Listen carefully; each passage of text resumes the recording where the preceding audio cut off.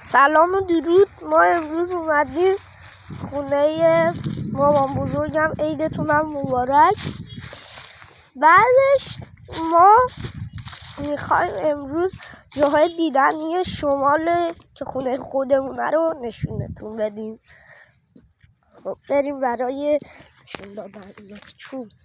خب اینجا سنگ هست. از سنگ رو میریم.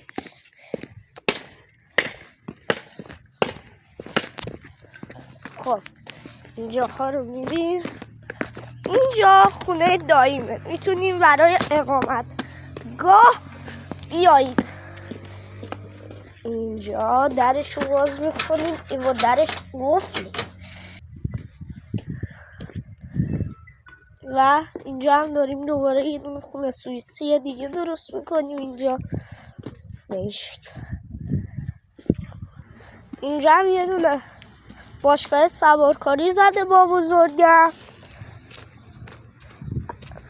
البته هنوز برپاش نکرده، یه ذره کار داره. اینم یه اسبیه.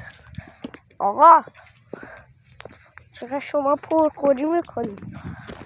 سلام علیکم. با اجازتون ما رفتیم. اینم چراغاست.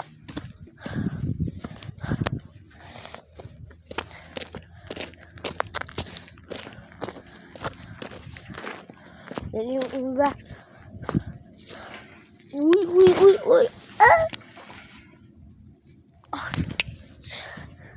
سلام. من دوباره اومدم، ببخشید من بلاگری میکنم. یه ذره اومدم از شما هم فیلم معروف بشی.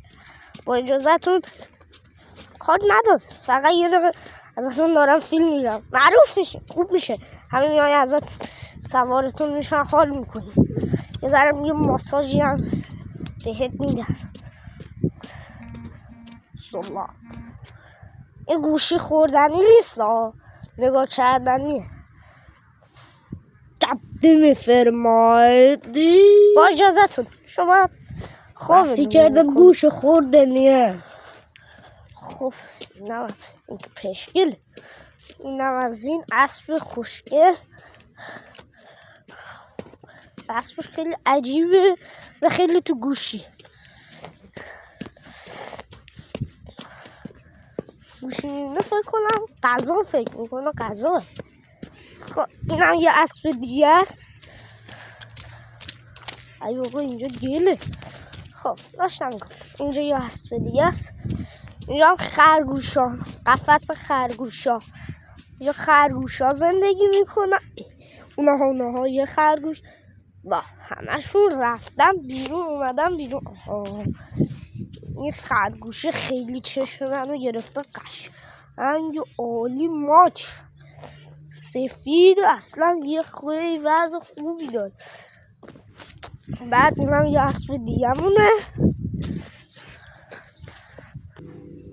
یه دونه چیزی پیدا کردم، سنگ مال حلزونه. چه توش خیلی باحاله. نگاه کنی خلقت خدا رو برم. این توش حلزون اینجوری فرم میگیره.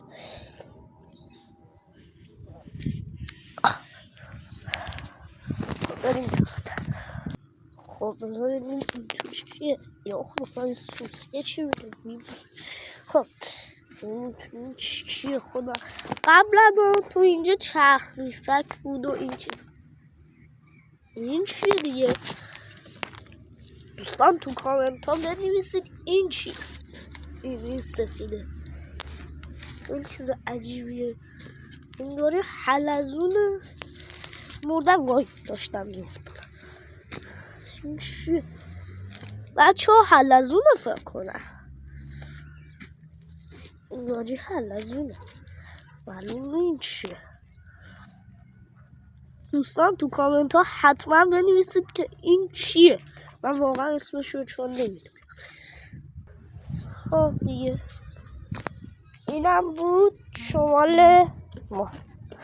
امیدوارم از این ویدیو خوشتون اومده باشه و تا چیزهای بعد بدرود. خدا نگهدار.